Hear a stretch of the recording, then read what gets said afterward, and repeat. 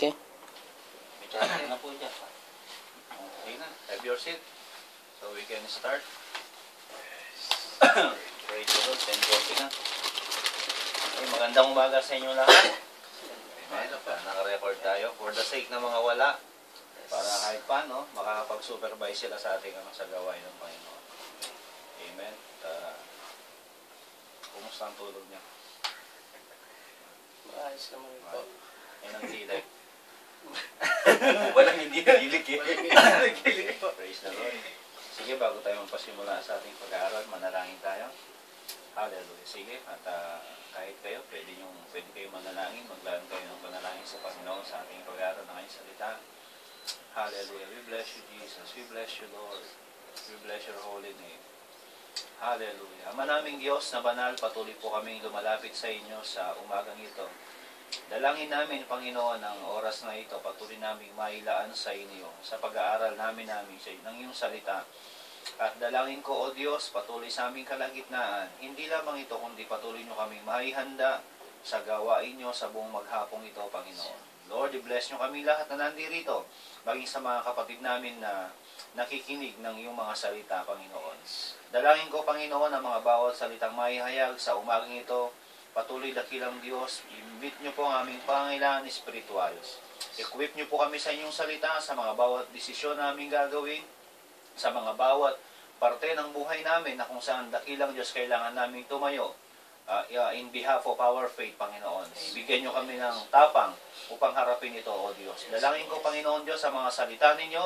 Continue, Lord, cause us to obey your words, Panginoon. The desire, continue to supply, Panginoon. Dalangin ko po, Panginoon, sa oras na ito, samahan nyo kami, Holy Spirit, be our teacher, Panginoon, sa umagang ito. And I pray, Lord, ang buong kwartong ito, lukuban nyo lang yung presensya. Kayong maparangalan, kayong siyang maitaas. Sa pangalan ni Jesus. Amen and amen. Okay? Praise the Lord. Nag-notes na ako kasi last time na nag-devotion tayo, hindi ako sinabihan ni Pastor Cholo. Pagdating ko dito, ako pala yung devotion leader. Mahirap nagtuturo ng walang notes. Pero, siyempre, pagka nakabasa ka rin, okay lang din, kaso nga lang, maraming darating na revelasyon kasi. Mapapahaba. Ngayon, nag-notes na ako, pero okay lang, mga 4 pages, 3 pages. Nasanay kasi ako magturo din na medyo mahaba-haba, pero dito dapat masanay din ako na medyo kasi yung oras natin. Amen? Kung may mga Bible kayo, Bible ha? Hindi cellphone ha? Bible kayo? Open tayo sa Book of Daniel. Sa kalat ni Daniel. Isaiah, Jeremiah, Lamentation of Jeremiah, Ezekiel, Daniel. Daniel chapter 3 verse 8 up to 18. Babasa tayo isa-isa. Tulad ng dati. Daniel. Nakita na po ba? Wala kang Daniel itong Bible ko. Sige ang Daniel. Ako mauna sa verse 8. Pagkatapos susunod si Brother Mulong, tapos paikot ulit. Daniel chapter 3 verse 8 up to 18. Verse 8. Kaya't ng panahon iyon ay nagsilapit ang mga ilang Kaldeo at nagbigay ng mga paratang laban sa mga Hudyo. Ano po? 3:8? Okay. So 9, they said to King Nebuchadnezzar, O King, live forever. Then, hindi ba nagutos po kayo ng sinong mang makarinig ng tunog ng mga instrumento ay dapat lumuhod at sumamba sa gintong rebulto? 11. Ang sino mang hindi magpatira pa at sumamba, ihahagis sa gitna ng mabangis na hornong nagniningas. Well, hindi po sumusunod sa utos ninyo sina Sadrach, Mesach at Abednego. Ang nilagay ninyong mga tagapamahala sa Babylonia.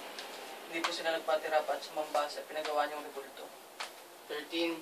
Na magkagayay sa puot at pusok ni Nabucodonosor ay nagutos na dalhin si Sadrach, si Mesach at si Abednego. Kanilang ang dinala ang mga lalaking ito sa harap ng hari. 14. Sumagot si Nebuchadnezzar at sinabi sa kanila, O Shadrach, Meshach at Abednego, totoo ba na kayo hindi naglingkod sa aking Diyos, ni nagsisamba man sa mga rebulto Rebultong ginto na aking itinayo. 15. Now when you hear the sound of the horn, flute, zither, lyre, harp, pipes, and all kinds of music, if you are ready to fall down and worship the image I made, very good. But if you do not worship it, you will be thrown immediately into a blazing furnace. Then what God will be able to rescue you from my hand? 16. Sumagot silang tatlo, Mahal na hari, wala po kaming masasabi tungkol dyan. 17. Narito ang aming Diyos na aming pinaglilingkuran ay makapagliligtas sa amin sa mabangis na hornong nagniningas at ililigtas niya kami sa iyong mga kamay, hari. Number 18, at kung hindi man siya gawin ito, hindi pa rin kami sasamba sa rebultong pinagawa ninyo. Ganun lang siya sa magandang balita. Sa ibang sasalin mo, brother, ano? Ngunit kung hindi talastasin mo, o hari, na hindi kami mga glilingkod sa iyong mga Diyos, ni mga agsisimba man sa larawang ginto na iyong tinayo. Sa iyo, brother. Ganun din po. Ganun din. Okay. Sabi naman sa akin, ngunit kung sakali mang hindi, dapat mong malaman, o hari, na hindi kami maglilingkod sa mga Diyos na sinasamba man sa rebultong ginto na iyong pinatay. May the Lord bless the reading of His Word. Maaaring pamilyar na kayo sa sa pagkakataong to. Ito yung istorya ni Shadrach, Meshach at Abednego, yung play natin ng Christmas party. At mamaya na natin talakayin yung kay Daniel. Sila yung nilagay ni Daniel na tagapamahala na sa Babylonia, na kaibigan niya. At merong ginawa kasing kautusan ng hari, si Nebuchadnezzar. Spell Nebuchadnezzar, brother. Hali na lang po. Hari na lang. Ayun, si Nebuchadnezzar. Naglagay siya ng gumawa siya ng parang rebulto na gusto niya, yun ang sasambahin. Every time na patutugtugin yung mga and so on and so forth, dapat lahat sasamba doon. Subalit sa ating binasa, yung tatlo na si Shadrach, Meshach at Abednego, hindi sila sumunod. At kung sino man yung lalabag doon sa kautusan ng hari, sabi nga, kautusan ng hari ay hindi mababali. Kaya nung sinumbong siya, actually, nakakatuwa nga dito talagang parang sila lang ang binabantayan talaga. Kasi alam nila yung stand in faith nila Shadrach, Meshach at Abednego. Kung maalala nyo yung istorya din ni Daniel nung pinagbawal din yung manalangin. Di ba, Brother Mulong? Pinagbawal. Pero anong ginawa ni Daniel? Nanalangin pa siya 3 beses sa isang araw. At nung mananalangin siya nananalangin, umakyat pa siya dun sa mataas na lugar. Merong bintana. Nakikita pa siya. Kaya, ganun yung pananampalataya nila. Ganun nilang pinapakita yung pananampalataya nila. Hindi sila tago. Pagka pumunta sila sa church, siguro may dalang Bible, hindi cellphone. Joke lang yun, ha? Okay. At, yun. Ganun yung tayo nila. Stand ng kanilang pananampalataya, si Shadrach, Meshach at Abednego. Nung maibaba ng hari yun, of course, meron siyempre magbabantay sa kanila. Ganyan yan. Pagka may batas, meron law enforcer. Siguro yung mga law enforcer, talaga sila yung mamanmanan. Tingnan natin kung susunod yung 3 mga Hudyong to. Kasi Hudyo sila Talagang kinuha lang sila dahil alam nila na meron silang capability na pwedeng magamit sila ng hari. Inalagaan sila ng hari. At doon pa sa una, sa ating babasahin talaga, kaya inano sila ng hari, ang kagandahan nito, inihanda rin sila sa isang bagay na, anong tawag dito, na yung sige, basahin natin sa verse 6, 35 ng sa Jeremiah. Katulad din sila ng mga Rechabites. Jeremiah 35 verse 6 up to 10. Isaiah, Jeremiah. Na Shadrach, Meshach at Abednego, bago natin puntahan yung Jeremiah. Sa Daniel muna. Pero punta na kayo sa Jeremiah. Nung kinuha sila, ang ginawa sa kanila, meron silang meron pinrepair yung nakakainin nila At hindi nila kinain yun hindi nila ginusto. Mas gusto pa nilang kumain ng gulay Nabasa nyo na ba yun? Okay, megabytes ko. Hindi, yung mga ano muna, yung mong kila Shadrach muna. Ay, sa mga gulay. Sa mga gulay. Yung ihanda sila. Okay? Basahin ko muna yan bago tayo pumunta ng. Sige, sa Jeremiah na kayo. 36. 35.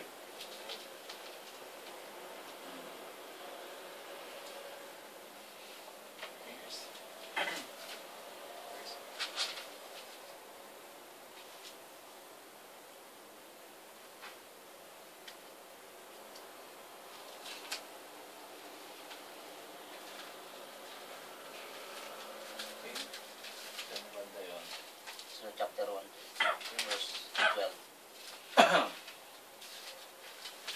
Okay. Umpisahan natin sa umpisahan natin sa verse 3 para makuha natin yung story. Sige, sa ano na kayo? Sa Jeremiah na kayo. Basahin ko lang sa Daniel. Patungkol kay Shadrach, Meshach at Abednego. Daniel chapter 1 verse 3. At tinutusan ng hari si Aspenas na pinuno ng kanyang mga eunuko. Alam niyo ba yung mga eunuko? May ano ba kayo? Yung mga eunuko. Sila yung mga nakatalaga na sa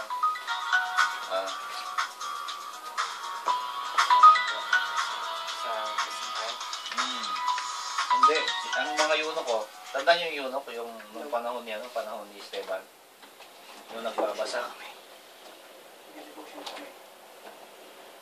Okay, mamaya na lang yun. Okay, nadalhin ang ilang mga Israelita mula sa lahi ng hari, sa Maharlika. Mga kabataang walang kapintasan, makikisig at biyasa sa lahat ng sangay ng karunungan. May taglay na kaalaman at pangunawa at may kakayahang maglingkod sa palasyo ng hari. Ituturo sa kanila ang panitikan at wika ng mga Kaldeo kasi Hudyo sila eh. Hudyo kasi sila. Ang hari ay nagtakda sa kanila ng araw-araw na mga bahagi mula sa pagkain at kinakain at alak na inumin ng hari. Kumbaga, kung ano yung kakainin ng hari, na alam ng hari na mas makakabuti sa kanila, yun din ang kakainin nila. So, sabing gano'n, sila tuturuan sa loob ng 3 taon upang sa katapusan ng panahong iyon ay mailagay sila sa bulwagan ng hari para magamit sila, maglingkod sila. Verse 6, sa kabila ng mga ito, si Daniel, Ananias, Misael at Azarias, sila yung ang mga una nilang pangalan. Yun ang una nilang pangalan. Tapos binigyan sila ng pinuno ng mga eunuko ng ibang pangalan. Daniel ay tinawag na Beltasar, si Ananias ay tinawag na Shadrach, si Misael ay tinawag na Meshach, at si Azarias ay tinawag na Abednego. O verse 8, ngunit ipinasya ni Daniel na hindi niya durungisan ang sarili sa pamamagitan ng bahaging pagkain mula sa hari o ng alak man sa kanyang iniinom. Kahit kanyang hiniling sa mga pinuno ng mga eunuko na pahintulutan siyang huwag dungisan ang kanyang sarili. Verse 9, at pinahintulutan ng Diyos na si Daniel ay tumanggap ng lingap at habag mula sa mga pinuno ng eunuko. Okay, sa yung yung apat, hindi sila pumayag kumain ng yung karne, yung may alak, na piniprepare na ipakain ng hari, kung anong kinakain ng hari. Kasi alam nila yung mas makakabuti sa kanila. Siyempre, ang alak, biblically, talagang, may mga utos yan eh. Tanda ko rin, may mga example ako nilagay dito eh. Sinabi rin yan nung panahon ni, nung panahon ni Samson. Di ba? Hindi rin, nung ipapanganak pa lang, nung kinokonsip pa lang si Samson, inano yung niyan, hindi siya pwede tumikim din ng gano'n, ng alak, o ng mga pagkain, maging si John the Baptist, nung pinagbubuntis din. At marami rin binanggit sa Bible na gano'n, na i-maintain nila. At yun nga, yung example natin, yung mga Rechabita, mga Rechabites, sa Jeremiah 35. Sige, Jeremiah. Wala sa notes ko yun, naalala ko lang sila. Sila rin pala, yung sila Daniel. Jeremiah 35, verse 6 up to 10. Ako na lang babasa. Jeremiah 35, 6 to 10. Ngunit kanilang sinabi, hindi kami iinom ng alak sapagkat si Jonadab na anak ni Rechab, na aming ama, ay nagutos sa amin, huwag kayong iinom ng alak, maging kayo, ang iyong mga anak, magpakailanman. Ang mga Rechabita, sila yung tawag dito, yung anak niya si Jonadab, hindi gano'n binanggit yung si Rechab eh. Ang talagang binigyan din dito si Jonadab, na kanyang anak, yung kaya pinangalanan silang Recabita, gawa nung yung kanilang lolo o yung ano yun sa English, forefather, no? Yung lahi nila na pinagmulan ay si Recab.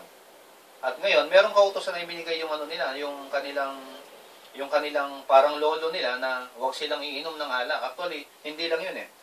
Hindi lang yun. Sabi dun sa notes ko, yung sa verse 6 na hindi sila iinom ng alak, at saka yung sa verse 7, at huwag silang shall not become resident of any place nor court earthly possession. Hindi sila magkakaroon ng mga kayamanan o gagawa ng mga gandang bahay, kundi sa verse 9, maninirahan lang sila sa tolda katulad ng ginawa nila Moises, nila Abraham, nila Isaac at si Jacob. Ibig sabihin, bakit ganon? Pinapakita na nila na sila ay mga estranghero lamang sa mundong ito. Ang kanilang pinapahalagahan talaga, alin ang pinapahalagahan nila, yun talagang yung heavenly possession, hindi earthly possession. Sabi dun sa notes ko, being strangers and pilgrim upon earth, looking for heavenly country, or prevent them from passing temporal things, so as not to lose those which are eternal. Para hindi mawala sa kaisipan nila yung mga bagay na makalangit. Hindi lang yung pag-inom ng alak ang pinagbawal talaga. Tatlong bagay yon, na wag silang uminom ng alak. Tapos, wag silang manirahan ng permanente, kumbaga sa bahay, wag silang magpapagawa ng mansyon. Bahay kubo lang. 'Di ba? Sabi nga nung awit,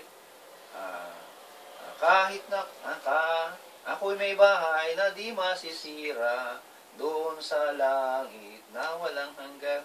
Ganun lang, kahit na kubo lang. At saka yung pangatlo, ayun nga lang, yun yung mabuhay sila sa tent lang. Tent. Katulad ni Abraham. Okay. O, ano yung pa? Halimbawa pa natin doon. Si Daniel. Sa Daniel doon, sa Daniel 1:8, yung binasa natin kanina na si Daniel, na nananahan siya doon sa kanyang pananampalataya. Sabi doon sa notes ko, sabi ganon, he decided not to drink because he is holding on what he believed. Pinanghawakan niya yung kanyang pinaniniwalaan. Doon mga rimutos ng hari, sabi nga, hindi porke ginagawa ng karamihan, ginagawa ng lahat, tama na. Hindi porke ginagawa ng mas mataas natin, tama din yun. Actually, yung sinabi ni Brother Roosevelt, 1 week na naglaro sa isip ko yun. Yung tinanong mo nung Actually, hindi lang ako sumagot kasi nung nabanggit mo yung ang gusto kasing sumagot talaga si Brother Mulong patungkol dun sa biyaya kasi mayaman sa mayaman sa pagtuturo patungkol sa biyaya. Do, ikat muna natin dun yung natin, balikan natin yung question mo dati. Niloob din ng Panginoon siguro yung panahon na nilagi ko dito sa Korea. Ang dami kong natutunan.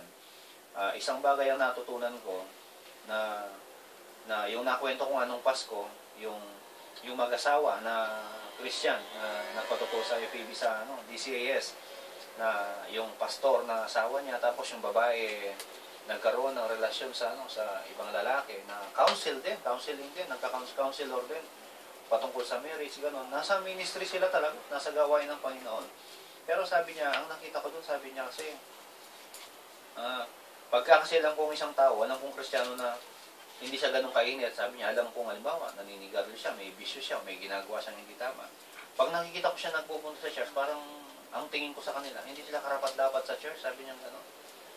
Pero sabi niya, pinaranas sa akin ng Panginoon na malagay ako sa ganung estado para maintindihan ko, sabi niya. Sabi niya gano'n. Pero nakita ko doon, sabi niya, kahit na nandun ako sa ganung kalagayan, kasi may asawa siya, ang naging dahilan niya, kaya siya nakapag-commit ng ganung kasalanan kasi nagkukulang yung asawa niya. Pero hindi pa rin dahilan. Hindi pa rin sapat na dahilan para gawin mo yon. Tapos ituro mo yung asawa mo, parang si Adan at saka si Eva. Sabi ng Panginoon, ba't mo kinain yung sabi kay Adan? Yung binigay niyong babae sa akin, pinakain sa akin. Tapos sabi ng Panginoon sa babae, ikaw babae, ba't binigay mo yun? Yung ahas nung ahas. Ikaw ahas, wala nang maituro yung ahas, kaya sinumpa na yung ahas. Kaya pagka kayo, hindi kayo magturo. Amen? Kailangan talaga, meron tayong batayan. Actually, ang title ng ating palang pinapag-aralan na tayo agad, hold on what we believe. Sa Tagalog, hold on, panghawakan natin kung ano yung ating pinaniniwalaan. Sa malalim na pagkakahulugan, yung ating pananampalataya. Okay, tuloy natin. Saan tayo nahinto? Ayun pala, tuloy ko yung kay Brother Rosbel. Ganun din yung patutuo ng babae. Sabi niya, pinaranas sa akin ng Panginoon yan para maunawaan ko. Kahit ako dati, ganun din ang tingin ko. Actually, hindi lang naman hindi lang naman mga member lang yung bumabagsak din na gano'n. Marami din. May mga pastor din minsan talaga. Sabi sa GIL, marami akong kilala. Pag nagbanggit ako ng pangalan, magugulat ka. Baka magulat ka. Hindi lang ako babanggit. Sapat na sa akin yun. Kilala niyo sigurado pag nagbanggit ako. At isang isang bagay lang doon kasi minsan, tayo kasi nadidisip tayo ng kaaway. Kaya kung bakit sabi nga ni Brother Roosevelt, paano yun nandun na sa ganung kalagayan. Minsan kasi pagka nakagawa ka ng kasalanan, ang isang daya din ng kaaway sa'yo na, hindi, okay lang yan, hindi ka pa nagkakasalan yan. Ayos lang yan, tumayo ka pa, mangharal ka pa, pwede pa, tumugtog ka pa ng drums, manggitara ka pa. Okay lang yan na gawin mo yung works na, mga paper works na, report, okay pa yan, hindi ka pa. Ganun ang ng kaaway minsan Pagka kasi nagkakasala ka, minsan, yun ang daya niya. Dalawang bagay ang daya niya, i-condemn ka niya, o kaya, yung callous heart, yung talaga parang ka na, makapal lang kumbaga yung kalyo, parang hindi mo na maramdaman, yung kapal mo ka, sabi nga, di ba? Pero isang bagay lang dun pagka nandun ka sa ganung kalagayan, ang Panginoon kasi, naniniwala talaga ako, na gumagamit siya ng paraan para maalis ka dun. May gagamitin siyang tao, conviction, sabi nga, meron tayong, may Holy Spirit na magko-convict, meron tayong budhi, meron pa tayong konsensya. Kaya nga pagka nandun ang taong yun sa ganung kalagayan, o tayo man ay mahalagay sa ganung kalagayan, dati ganun lang din ako, nagko-condemn ako. Dapat ma-impyerno na yun. Pero nung bandang huli, pinakita sa akin ng Panginoon din Hindi, mahal siya ng Panginoon. Talagang nadadaya lang siya. Kaya nga, isang bagay lang, pagka ganun, alam natin na may kakilala tayong ganun, ipag-pray natin sila, sabi doon sa Galatians chapter 6 verse 1, pakibasa nga sa Tagalog. Sige, brother po. Galatians 6:1. Hindi siya related sa ating pinapag-aralan para mapaliwanag lang siya. Galatians, 1 Corinthians, 2 Corinthians, Galatians. 6. Mga kapatid, kung may magkasala man sa inyo, kayong mga ginagabayan ng banal na spirito, ang dapat tumulong sa kanya para mabalik loob sa Panginoon. Ngunit gawin niyo ito ng ginaw. Ingat kayo, baka kayo naman ang matukso. Ayun. Sabi niya, kayong pinapatnubayan ng banal na espiritu, kayo ang gumabay sa kanya. Kung may mahulog sa tukso, pagka pala may nahuhulog sa tukso sa mga kasama natin, tayo mga pinapatnubayan ng banal na espiritu, tayo yung mag-akay sa kanya. Kaya nga last time may kinounsel ako, sabi niya pagkatapos namin mag-counsel, sabi niya, Pastor, salamat, sabi niya, hindi niyo ako kinondem. Ay, hindi. Sino ba naman ako para i-condemn ka? Alam niyo ba, yung sa Revelation, yung tinatawag na Bema Judgment, darating tayo sa punto na haharap tayong lahat sa Panginoon. Kapag uupo tayo sa harap ng Panginoon, lahat tayo nakalinya. Kaya nga Bema Judgment Alam niyo yung pagka yung marathon, yung pagka yung tatakbo, di ba? Pagka, malalaman nila kung sino nauna kasi, merong merong linya, tapos merong nakaupo, may nakaupo kayo, may camera doon, alam nila yung unang aapak Aapak na pa, ibig sabihin unang aapak, yun ang nanalo, nauna, di ba? Ganon din yung Bema Judgment. Lahat tayo, nakalinya tayo, isa lang yung nasa harap, nakahatol, ang titingin sa atin. Hindi tayo hahatol din sa kapwa natin. Hindi tayo hahatol sa kapwa. Siguro minsan, nagiging kaisipan din natin.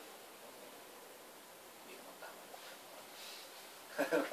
Pero totoo talaga, ako yun ang natutunan ko talaga. Pagka, halimbawa, kahit may alam ako na ganun ang sitwasyon niya sa buhay, talagang nahahabag ako, nahahawa ako dahil siyempre, nadadaya siya ng kaaway Kasi, totoo niyan, hindi natin siya kalaban. Talagang kapatid natin siya sa Panginoon.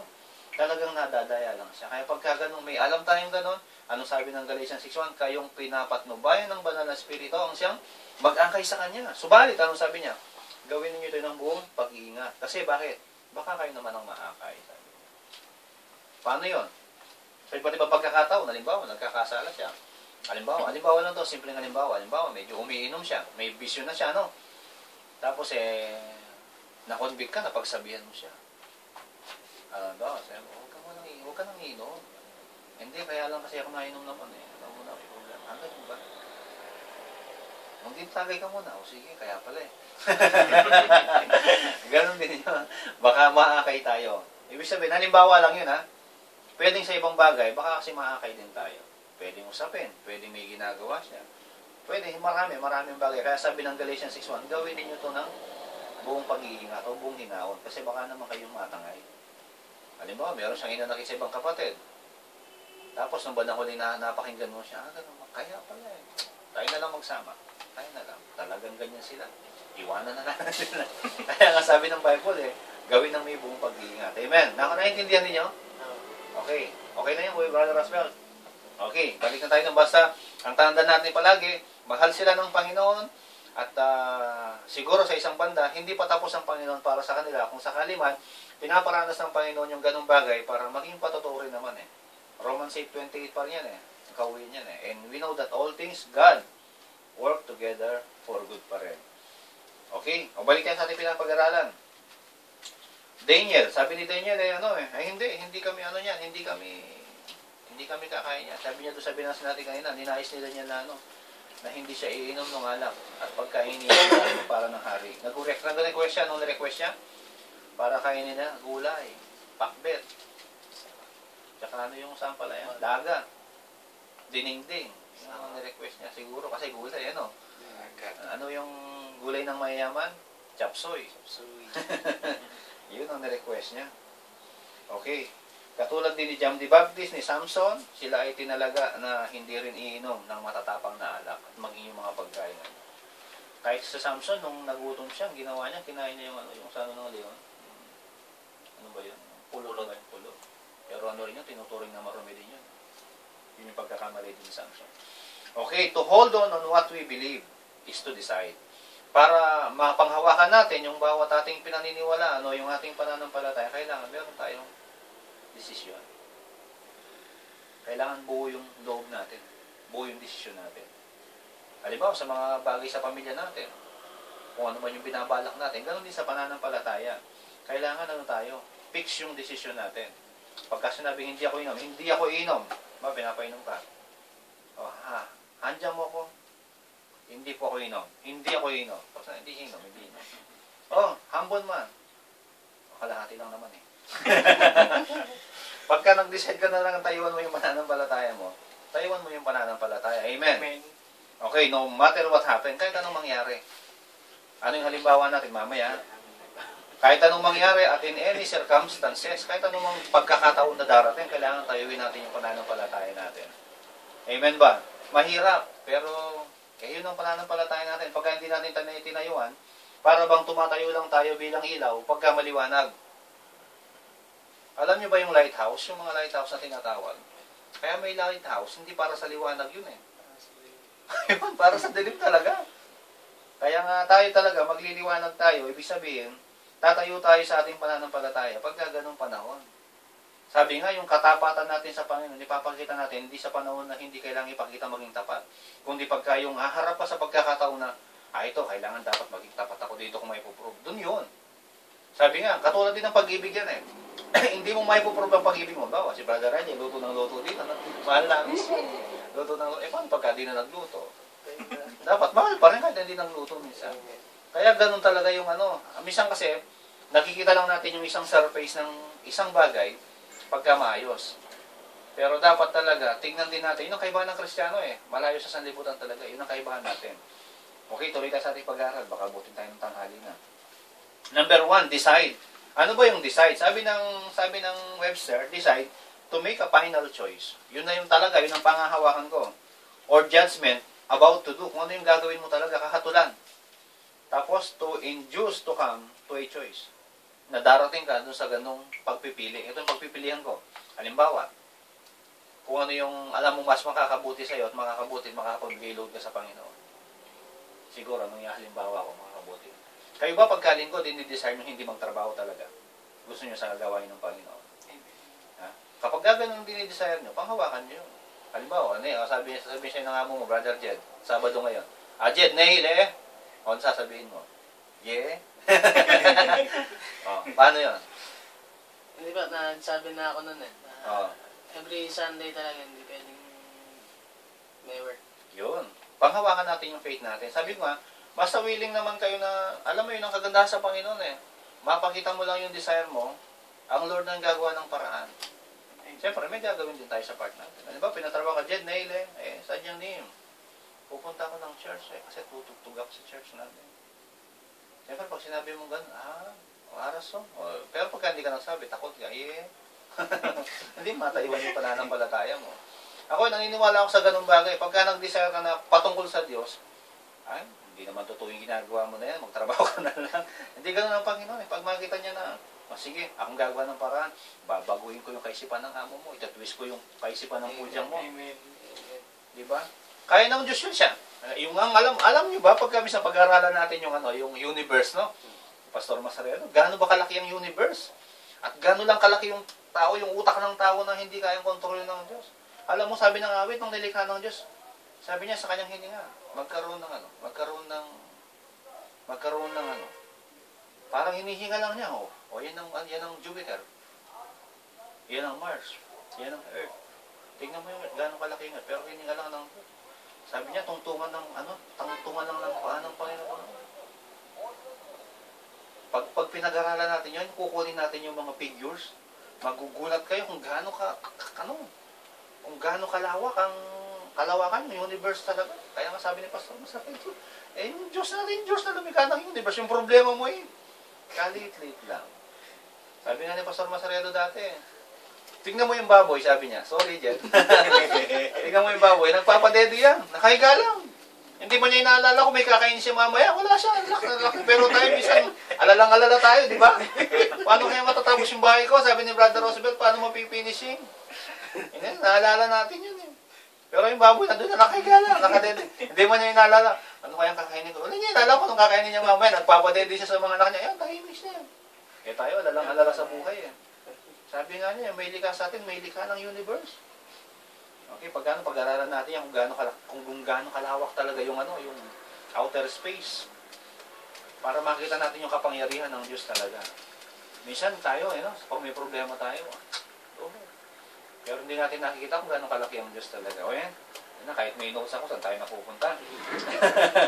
Okay, example dun kanina, si Daniel, kung paano silang tumayo, nag-decide, yung mga Rechabites.